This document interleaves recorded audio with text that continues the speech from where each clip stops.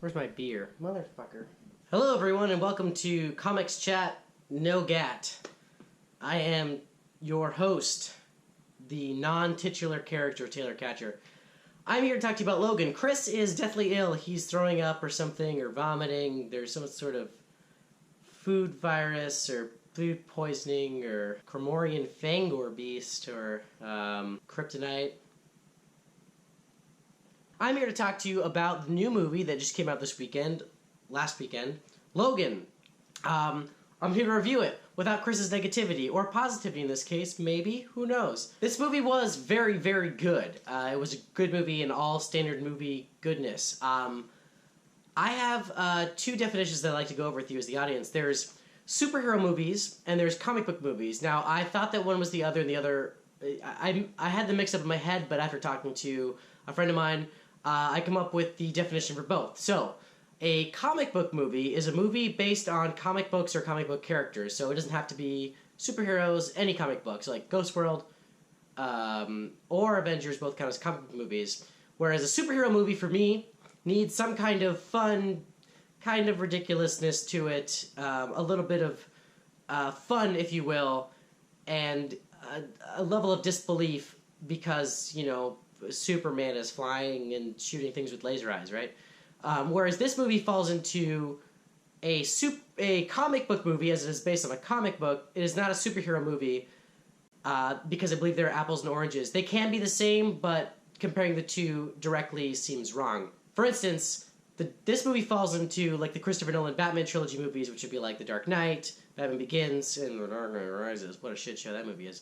But you cannot compare it to other X-Men movies. Like, the people that are saying, like, this is the best X-Men movie, it's like, this is a completely different X-Men movie. It's like saying, I really like apples, but this orange is the best apple I've ever had. Given that it is a comic book movie, I have a couple notes.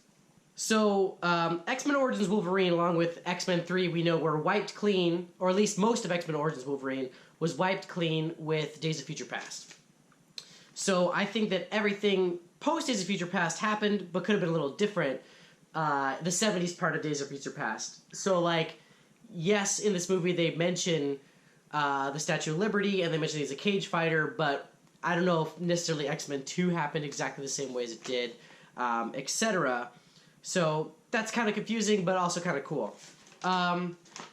Question for the audience. Could adamantium destroy adamantium, right? Adamantium is the strongest known metal element thing in the X-Men universe. Right, we know that originally Captain America's shield was adamantium mixed with vibranium because vibranium stops the vibration, but adamantium is the thing that stops bullets. If an adamantium bullet... Sorry, spoilers.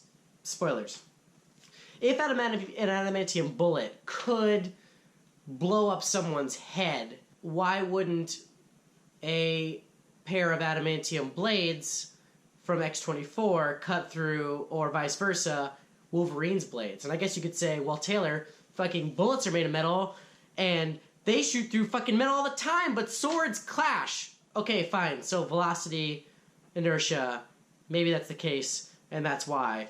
But I'm pretty sure in X-Men Origins Wolverine, the bullet only made him lose his memory. It didn't go through his adamantium skeleton, so there are questions. Still, once they introduce that bullet, you're like... That's going to kill a bad guy, obviously, or Wolverine's going to kill himself or something. I mean, come on. I love the violence of this movie. The rating R made this the most Wolverine movie Wolverine's ever had. However, this movie was too sad and serious for me. I am a very empathetic person. It was very sad. Spoiler, but it's fucking sad. This movie is sad and serious, and I cried like a little baby boy. And it was a great comic book movie.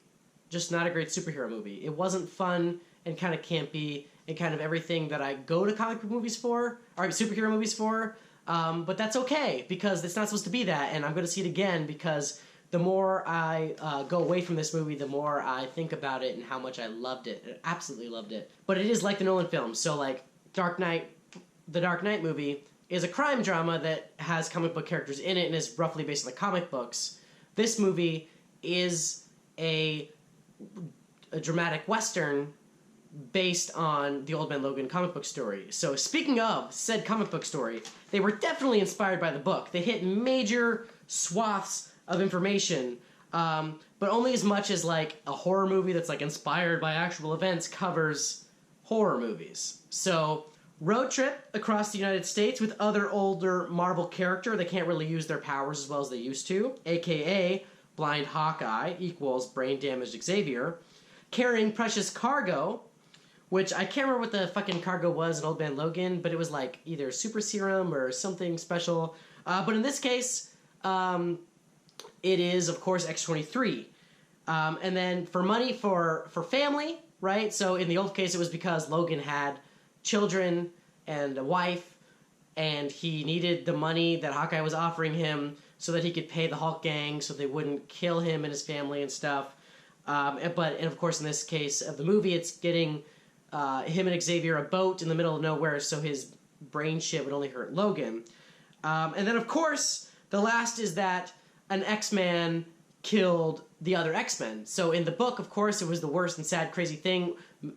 Mysterio comes in, makes Logan believe he's killing all these villains. He's just fucking tearing shit up, being a badass in the X-Mansion. He's like, where the fuck is everybody? What's going on here? Children, get out of here. I'm killing these bad guys. And the bad guys keep going like, Logan, I thought we were friends. He's like, get the fuck out of here, Bullseye. We're not friends. We're not friends. Killing people, being a badass, until the very last moment when he realized the last person he killed was Jubilee.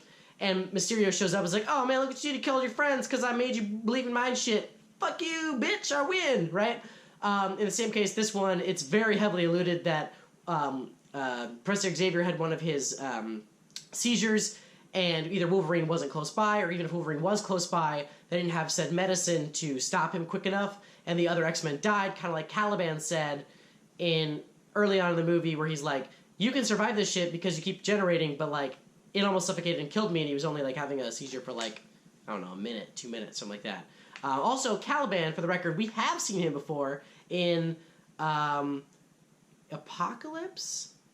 I want to say it was Apocalypse. He was the guy that spoke in third person, was creepy and albino like he was in this movie, and was like, Caliban knows these things. And that's where Jennifer Lawrence went and talked to him, trying to bring Nightcrawler there. So, we had seen him before, but apparently the rumor is like they didn't cast him the same, and they were on like 2 different projects. This movie was excellent. It was great. Chris loved it. It's his favorite comic book movie, I think he told me. And like maybe 3rd favorite movie of all time. So there's that. Put that on your box. Comics Chat with Gat loves this movie. I feel that it was excellent. It just isn't my kind of movie, but I will buy it. I'll see it again.